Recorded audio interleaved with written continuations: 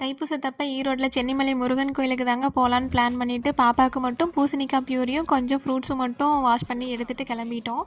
கோயில் ஸ்டார்ட் பண்ணி முடிக்கிற அந்த 10 நாளுக்கு ஊரே ஃபுல்லாக பயங்கர கொண்டாட்டமாக இருக்கும்னு நான் கேள்விப்பட்டிருக்கேன். அந்த தேர் பார்க்கறக்கு ரொம்ப அழகாக இருக்கும். அது வந்து ஒரு ஸ்ட்ரீட்டை மட்டும் சுற்றி வரும்னு நான் சொல்லியிருக்காங்க. அது எனக்கு பார்க்கணும் போலவே இருந்துச்சு. லாஸ்ட் இயரும் பார்க்க முடியல.